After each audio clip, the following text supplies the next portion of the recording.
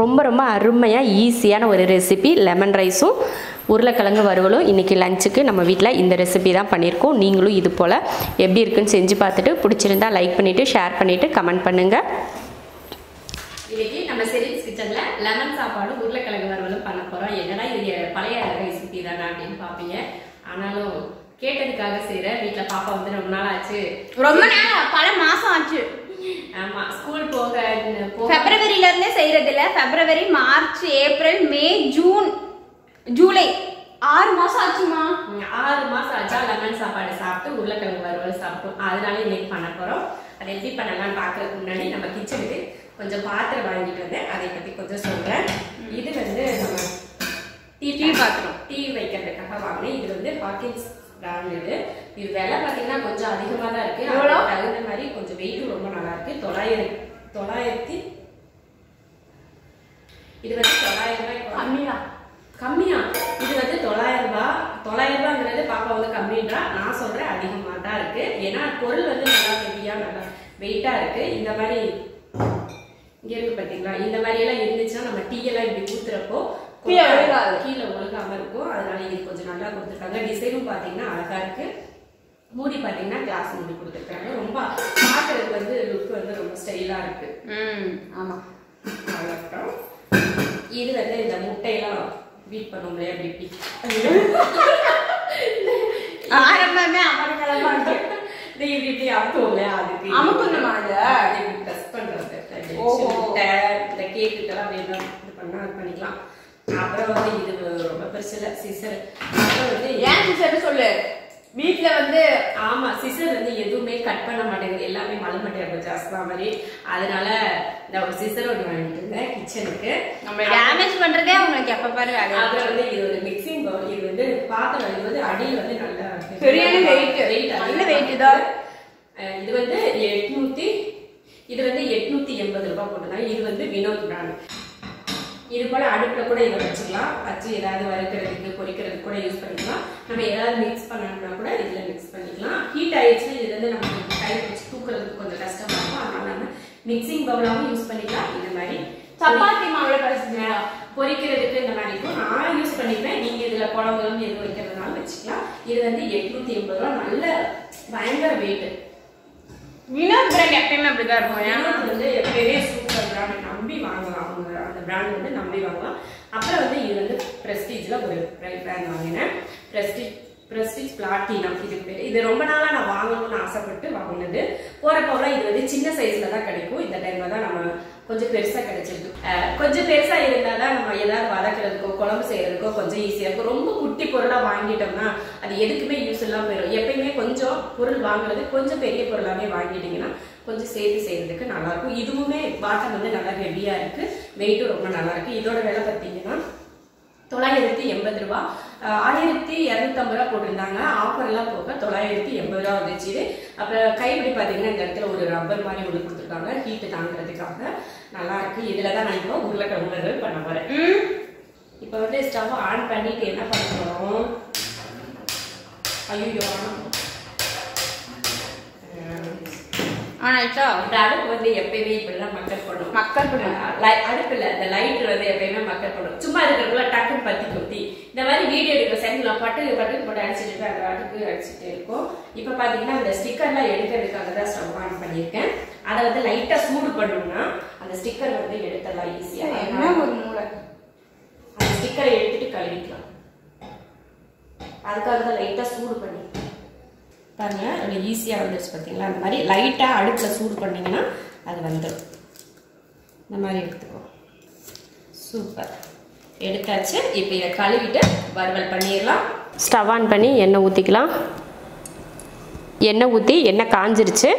பூண்டுப்பல் ஒரு 4-5 பூண்டுப்பல்ல இது போல் பொடியாக தட்டி போட்டிருக்கேன். அப்புறம் சின்ன வெங்காயம் 20 சின்ன வெங்காயம் முழுசாகவே சேர்த்துக்கிறேன். நீங்கள் பெரிய வெங்காயம்னா ஒரு பெரிய வெங்காயத்தை நீல வாக்கில் கட் பண்ணி சேர்த்துக்கோங்க. கொஞ்சம் கருவேப்பிலை வதக்கிட்டு இப்போ உருளைக்கிழங்க சேர்த்துக்கலாம்.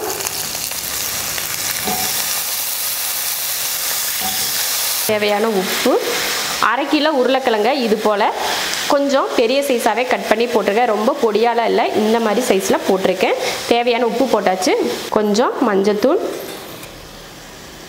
1 ஸ்பூன் மல்லித்தூள், 1/2 ஸ்பூன் கரம் மசாலா தூள், மிளகாத்தூள் 1 ஸ்பூன், 1 ஸ்பூன் 1/2 ஸ்பூன் கூட சேர்த்துக்கோங்க. உங்கள் காரத்தை பொறுத்து காரம் சேர்த்துக்கோங்க. இப்போ இதை கலந்து விட்டுறலாம். இப்போ நல்லா கலந்து விட்டாச்சு. இதில் தண்ணி சேர்த்துக்கலாம். ஒரு 1/4 டம்ளர் போதும், அதிகமாக தண்ணி வேணாம். அதிகமாக தண்ணி ஊற்றுனீங்கன்னா குழஞ்சு போயிடும். அதனால் ஒரு 1/4 டம்ளர் அளவுக்கு போதும். இப்போ இதை மூடி வச்சிடலாம். மூடி வச்சுட்டு ஒரு 2 நிமிஷத்துக்கு ஒருக்கா எடுத்து கிளறி விட்டுக்கலாம்.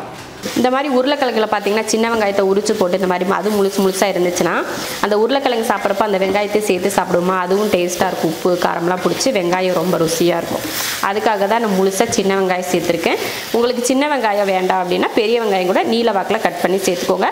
இல்லைன்னா பெரிய பெரிய பீஸாக கட் பண்ணி போட்டுக்கோங்க. பாருங்கள், நம்ம ஊற்றின தண்ணியெல்லாம் வத்திருச்சு. அடுப்பு சிம்மில் தான் இருக்குது. இப்போ கூட இப்போயே பார்த்தீங்கன்னா லைட்டாக வெந்துருச்சு காய். பாருங்க, இந்த உடையுது பாரு. இன்னி கொஞ்சம் அந்த ஆவிலே கொஞ்சம் நேரம் வெந்தால் சரியாயிடும். பாருங்கள், இருக்கிற தண்ணி எல்லாம் வற்றி வெந்துருச்சு நல்லா. பாருங்கள், எண்ணெய் பிரிஞ்சு வருது பார்த்தீங்களா? இந்த மாதிரி தான் வறுத்துக்கணும். இதுக்கு மேலையெல்லாம் நம்ம வறுக்க தேவையில்லை. உங்களுக்கு மொறுன்னு வேணும்னா இன்னும் கொஞ்சம் நேரம் அடுப்பில் வச்சு வறுத்திங்கனாலே சரியாக போயிடும். நான் இந்த அளவுக்கு எடுத்துக்கிறேன். இப்போ தான் சாஃப்டாக இருக்கும் அப்படின்றதுக்காக. கொஞ்சம் கருவேப்பிலையை போட்டு இந்த மாதிரி கலந்து விட்டுட்டு இறக்கி வச்சுக்கலாம். இறக்கி வச்சுட்டு லெமன் சாதம் தாளிச்சிடலாம். லெமன் தாளிக்கிறதுக்கு சாப்பாடு வேக வச்சு எடுத்திருக்கேன். 4 பேர் சாப்பிடக்கூடிய அளவுக்கு லெமன் ரைஸ் பண்ண போகிறோம். இந்த மாதிரி ஒரு 5-6 பூண்டு பல் சேர்த்துக்கலாம் மிக்ஸி ஜாரில். ஒரு பச்சை மிளகாய், காரத்தை பொறுத்து மிளகாய் சேர்த்துக்கோங்க. இதை மிக்சியில் வச்சு ஒரு அடி அடிச்சுக்கலாம். லெமன் ரைஸ் தாளிக்கிறதுக்கு எண்ணெய் ஊற்றிக்கலாம். எண்ணெய் காஞ்சதுமே கடுகு, கருவேப்பிலை,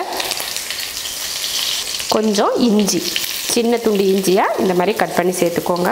அடுத்து நம்ம மிக்சியில் போட்டு அடித்தோம் இல்லையா, பச்சை மிளகாயும் வெள்ளை பூண்டு அதையும் சேர்த்துக்கலாம். அடுத்து கொஞ்சம் மஞ்சத்தூள் வந்து லைட் கலராக இருக்கிற மாதிரி சேர்த்துக்கோங்க. அப்போ வந்து சாப்பாடு கலர் வந்து ரொம்ப அருமையாக இருக்கும். இப்போ இதை வதக்கிடலாம். இதுவே பார்த்திங்கன்னா கலர் எவ்வளோ சூப்பராக இருக்குது பாருங்கள். பச்சை மிளகாய் வெள்ளை பூண்டு வந்து மிக்ஸி ஜாரில் போட்டு இந்த மாதிரி அரைச்சி போடாமல் அப்படியே கட் பண்ணி கூட நீங்கள் சேர்க்குறதுனாலும் சேர்த்துக்கலாம். அதுவும் சூப்பராக தான் இருக்கும். எண்ணெயில் போட்டு ஒரே 1 நிமிஷம் நல்லா அந்த வெள்ளைப்பூடு, இஞ்சி, இது பச்சை மிளகாய் இதெல்லாம் இருக்கு இல்லையா, அது நல்லா எண்ணெயில் வதக்கிக்கோங்க. வதக்கிட்டு அடுப்பை ஆஃப் பண்ணிடுங்க. அடுப்பை ஆஃப் பண்ணிவிட்டு இப்போ இதில் லெமன் ஜூஸ் ஊற்றிக்கலாம். இப்போ லெமன் ஜூஸ் ஊற்றிக்கலாம். 1 லெமனோட சாறு இதில் சேர்த்துக்கிறேன். நல்லா நிறைய லெமன் சாறு வந்து அதில் நிறையா இருக்குது. நீங்கள் வந்து அதுக்கு சாறு கம்மியாக இருந்துச்சுன்னா 1.5 லெமன் கூட புளிஞ்சுக்கோங்க. அவ்வளோதான். இப்போ இதில் ரைஸ் போட்டுக்கலாம். அடுப்பை வந்து ஆஃப் பண்ணிட்டேன். இதுக்கப்புறம் அடுப்பை ஆன் பண்ண தேவையில்லை. இப்போ இதில் ரைஸை சேர்த்துக்கலாம். கொஞ்சமாக உப்பு சேர்த்துக்கோங்க. நம்ம வீட்டில் வந்து எப்பயுமே சாதத்தில் உப்பு போடுவோம். நீங்கள் சாதத்தில் உப்பு போடலைன்னா நீங்கள் எண்ணெயில் போட்டு வதக்கிறப்பவே கொஞ்சம் உப்பு சேர்த்துக்கோங்க. போட்டு இதை நல்லா கலந்து விட்டுருவோம். சூப்பராக பாருங்க, பார்த்தீங்களா? மஞ்சள் வந்து அதிகமாக சேர்த்தா இந்த மாதிரி கலர் கிடைக்காது நமக்கு. இந்த மாதிரி கலரில் இருக்கணும். அப்போ தான் லெமன் சாதத்துக்கு நல்லாயிருக்கும். அதிகமாக மஞ்சள் சேர்க்காமல் இந்த அளவுக்கு லைட் கலராக இருக்கிற மாதிரி சேர்த்துக்கோங்க. லாஸ்ட்டாக கொஞ்சம் மல்லித்தலை தூவிக்கோங்க. மல்லித்தலை வந்து நம்ம விருப்பம்தான், வேணும்னா சேர்த்துக்கோங்க, இல்லைன்னா வேண்டாம். லெமன் ரைஸ் சூப்பராக ரெடி ஆயிடுச்சு பாருங்கள். அடுத்து உருளைக்கிழங்கு வறுவலும் ரெடி ஆயிடுச்சு. சூப்பராக பாருங்கள், எவ்வளோ நல்லா மசால் பிடிச்சிருக்கு பார்த்தீங்களா உருளைக்கிழங்குல. இந்த மாதிரி செஞ்சு பாருங்கள், ரொம்ப நல்லாயிருக்கும். ரொம்ப அருமையாக ஈஸியான ஒரு ரெசிபி லெமன் ரைஸும் உருளைக்கிழங்கு வறுவலும். இன்றைக்கி லஞ்சுக்கு நம்ம வீட்டில் இந்த ரெசிபி தான் பண்ணியிருக்கோம். நீங்களும் இது போல் எப்படி இருக்குன்னு செஞ்சு பார்த்துட்டு பிடிச்சிருந்தா லைக் பண்ணிவிட்டு ஷேர் பண்ணிவிட்டு கமெண்ட் பண்ணுங்கள்.